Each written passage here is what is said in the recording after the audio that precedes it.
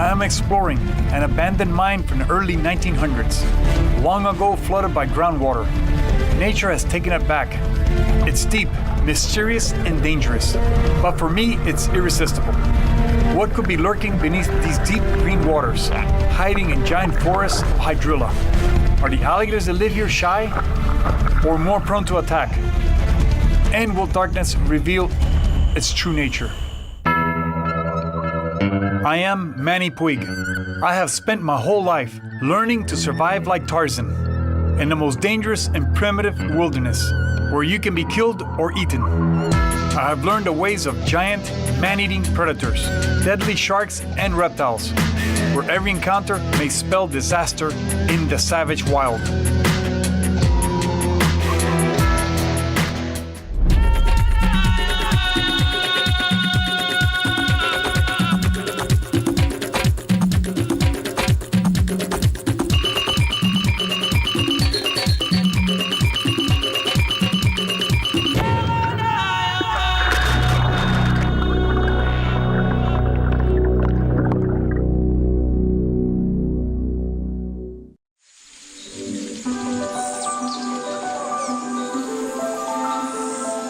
This may look like a lake, a big lake, but it's actually a quarry. It's a man-made hole, a man-made lake. It used to be a phosphate mine in the 1930s. It's dug out in the middle of a wilderness area. This is surrounded by swamps and woods everywhere. So there's a lot of fish in here, there's wildlife all over the place, there's alligators in here. Keep in mind that the alligators that wander in here come from a wild area. They have zero contact with people. I have no idea how they're going to react. Are they going to be shy? Are they going to be aggressive? Are they going to attack? I'm here to find out.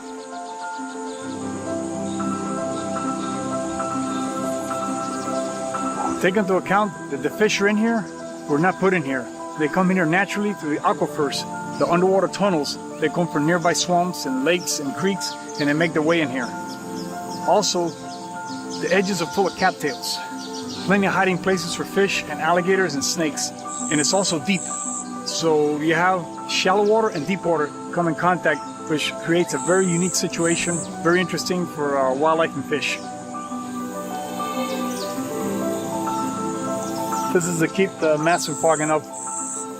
You don't have soap to spit in it.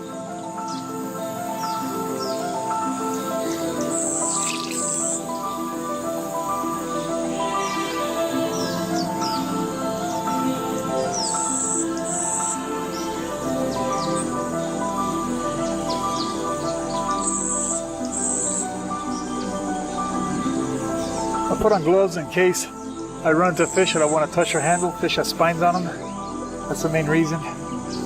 For handling an alligator, I prefer not to have a glove on, because I can feel the skin better and I can touch it. They got like a nice gentle leather down here, down their bellies. They're gentle. They don't. Sometimes if you squeeze down and if you shake so hard, it'll rip the flesh off your the flesh from your thumbnail away from you. If you grab an alligator and you're sitting, all of a sudden he shakes, your hands will pop open. You're bleeding out of every one of your fingers.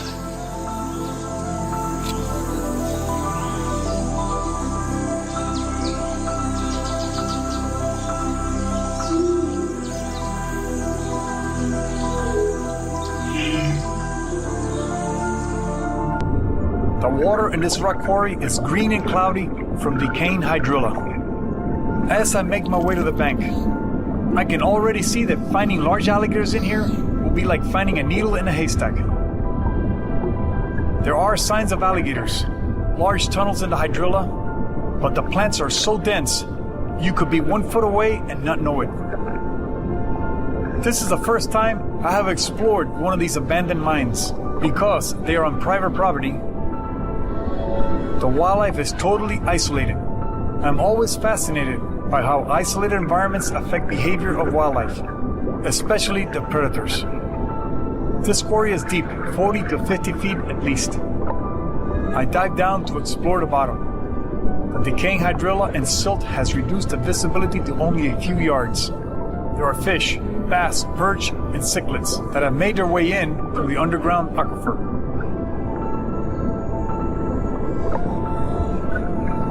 Even down deep, there's a jungle of hydrilla, and as you get near the shore, it's a high forest.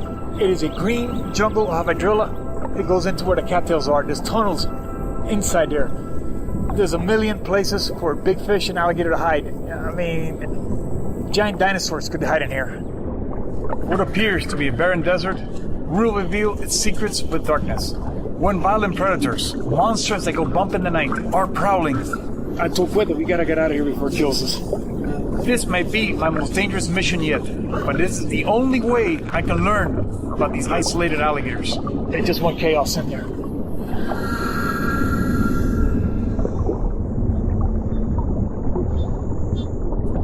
This abandoned mine from the early 1900s holds countless mysteries. What is lying on the bottom, buried in silt and decaying hydrilla? There are plenty of places for large alligators to hide. This rock quarry is deeper than any natural lake in Florida.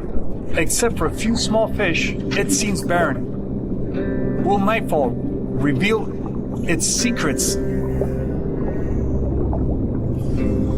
That's an example of the equipment, mining equipment that's been left out here.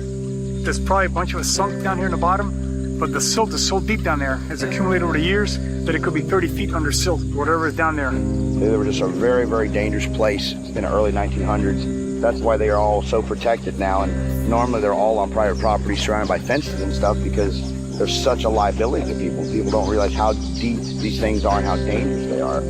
When this was being dug, once they hit a certain depth into the ground, this is Florida, wherever, so right away you're going to hit the water level, and the water's going to start sipping in from the aquifer from below. You dig a hole anywhere, it's like creating a giant well. It's going to fill up with water. And so this is pretty deep. There are very deep places in here. I don't know exactly how deep it is. They could be mining equipment in here. They could be bodies down here. Anything could have fallen in here. There's a crane in here somewhere. There's an entire crane in here. So if you can hide a crane in here and not know where it is, you can imagine how many people could fall in here and drown. I'm interested in all the wildlife here, but mainly the alligators. I want to know what their habits are like in this area. Are they coming in from other areas? Are they isolated in here? Have they been exposed to humans? Are they going to be shy or aggressive towards humans? I'm here to find out.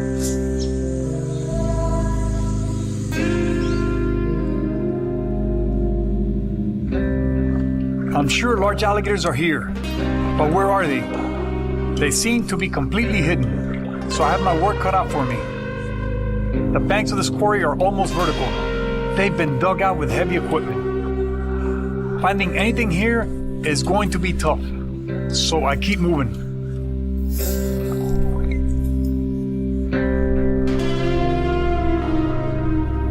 I find nothing but small fish and mountains of hydrilla. Hydrilla is actually a non-native plant, and Florida's waterways are choked with it. In most rivers and lakes, they use special fish, insects, and even chemicals to control it. But here, it has been allowed to grow unchecked for years. It's like a dense, tangled jungle, hiding everything from view. There are stories of people drowning in this rock quarry and disappearing forever. It's easy to imagine. Once something sinks into the jungle of weeds, good luck finding it.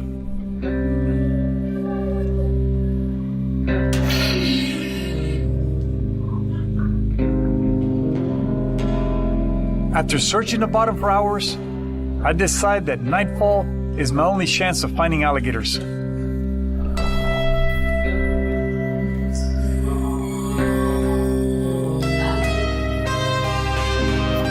But I haven't seen anything.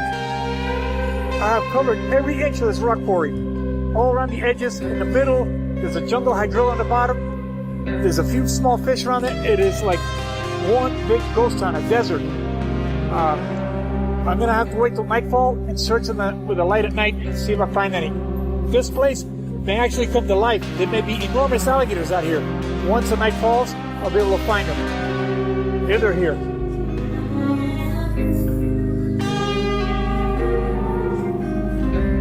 It looks so peaceful out here at night, but in the darkness, now it could be a very violent world down there.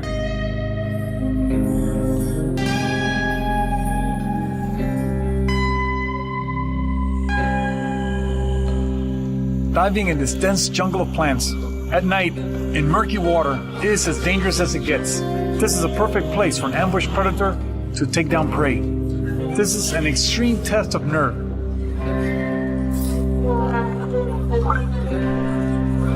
But I need to know, how will these isolated alligators behave when confronted with a human?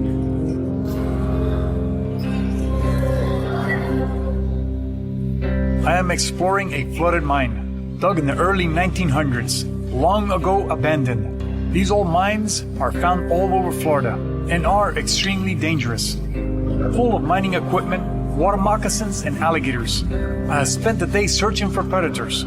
There are signs they have been here, but so far nothing but small fish and mountains of hydrilla. As darkness settles in, I wonder what we will find beneath these murky waters.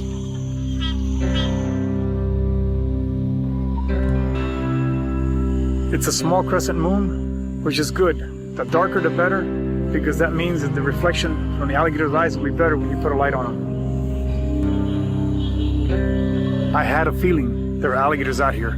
All day long I didn't see any, but as soon as the nightfall came, we already found the 10-footer right over there on the edge. What we're seeing there is the eye of an alligator. By the color of it and the space in between his eyes, appears to be an alligator between the 8 and 10 foot range. His eyes are glowing red, and you can even see when he blinks. Cuete and I get set. Every encounter with a dangerous predator is unpredictable.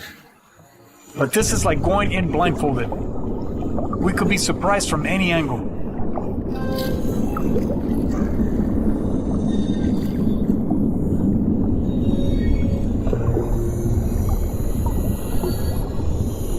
As we slowly approach the alligator, we can see him with our lights, hanging motionless on the surface. But he suddenly turns and swims off into the dark, tangled forest of hydrilla on the bank.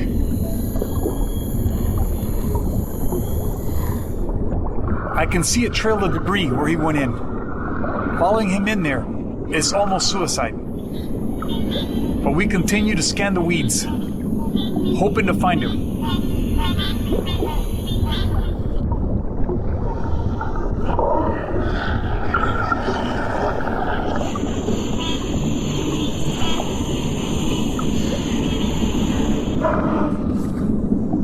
And we get lucky.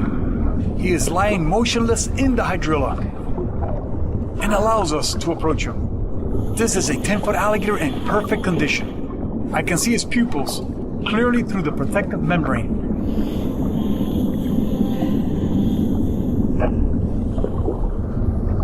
This is the size of alligator, responsible for most of the attacks on humans. He could easily make a meal out of one of us, but he allows us to carefully study him.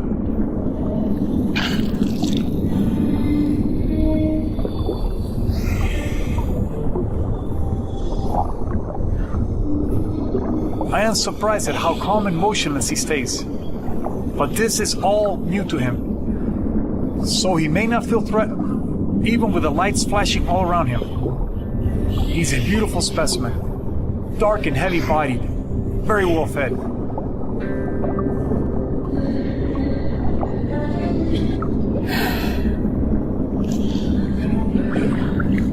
I decide to levitate him to see how he reacts. But he bolts off the slightest touch of my hand.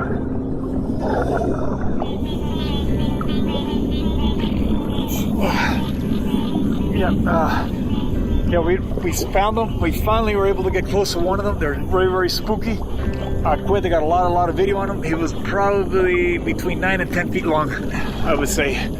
Yeah, it was a nice gator, really good colors. You could see his eyes, the membrane, the nictitating membrane in the eye was very clear. You could see his pupil perfectly. I was looking at him. He just sat there motionless. He was so covered in weeds, I wanted to lift him a little so you could see his teeth and all that better, but then he bolted. But we had him there for a long time. It's 10 times more dangerous, 1,000 times more dangerous. I told Cuete we gotta get out of here before it kills us. Whoa! Adam.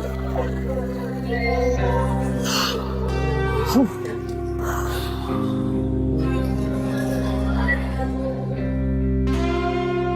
I am exploring an abandoned mine, long ago flooded and full of mystery. In the day, it was like a barren desert, full of mountains of hydrilla. But monsters are appearing in the darkness.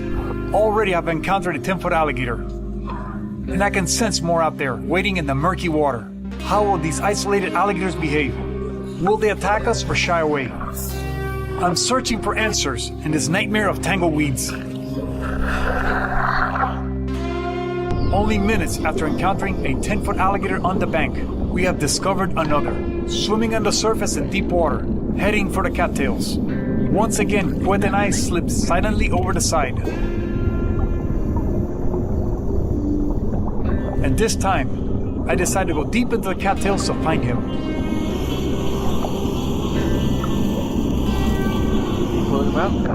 There's the end of his tail. I can tell this is a very large alligator. And as I gently lift his tail, he explodes away. That was such a difficult situation for me. All of a sudden I saw his tail like right there. Right there, beautiful. I know it's a very large alligator. I can see his tail, so now I quit to come in there and video his tail.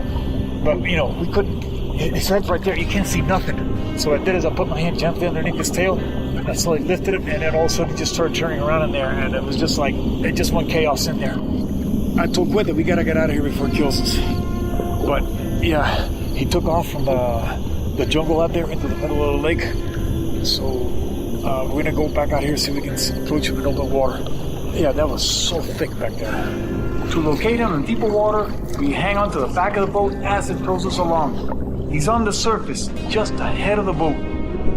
When he goes enough to the cattails, let's keep tracking exactly where we're in. I got it. As we drop off to look for him, he turns and heads straight for us. He's coming right to you. He's coming right to you. This is a direct challenge. But then, like in a scene from a monster movie, he sinks out into 50 feet of water.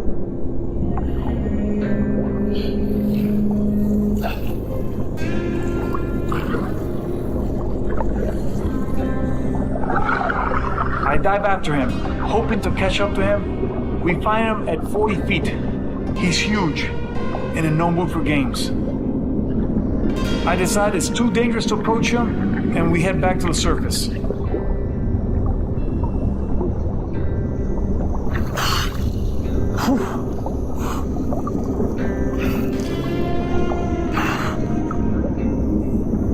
What makes it so dangerous in this quarry at night is tracking these alligators in the hydrilla and in the cattails. Not only is it dark, you can't see in there. So you're feeling your way through, and then maybe 1 inch at a time, 1 inch at a time. And then when you do find them, the alligator is completely enclosed and you're enclosed. Both of you are stuck together in these cattails. So if he explodes in there and he comes your way, you can't get out of the way. There's nothing you can do. You're literally gonna both be like this in the cattails. So when he explodes, he's pushing through, and you don't even know what's going on. It's chaos. And then in the depth down there, in the darkness and the deep, you don't want to get bit by an alligator down there because you will drown. If he holds you down there, you will drown for sure. If you get attacked by an alligator 40 feet down, that's not good. At 3 a.m. in the morning, I discover a 6-foot alligator near the bank. I decide to capture him for an even closer inspection. I have been working with alligators my entire life, and this is extremely dangerous. But I want to learn as much as I can about the alligators that live here.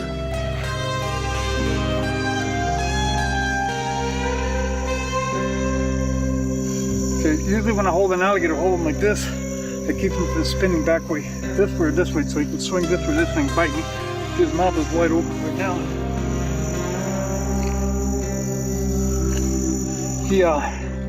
The reason I picked him up, I couldn't show him. You know, it was too much. We couldn't get no video on him. Too much hydrilla. I can't see him, but I wanted to see one up close. Hold out his tail. Whoa! Got it. Almost got my face. Okay, pick it up again. Work tail out.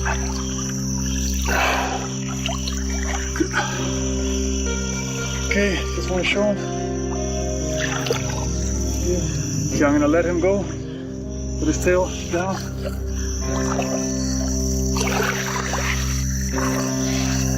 Got his mouth open. Yeah. All right.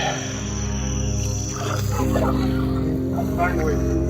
Man, we'll take your foot off. And now look at that big, we'll take your hand off. Well, it went from a ghost town to the Wild Wild West. As soon as the sun went down, this place became alive, and it became savage, and it became wild. But I've learned so much about the nature of alligators living in this rock quarry. They're unique because they're isolated. But are they more dangerous or aggressive? Possibly. But I also believe they are less cautious about humans. But what an amazing adventure. And I'm glad you were here to experience it with me.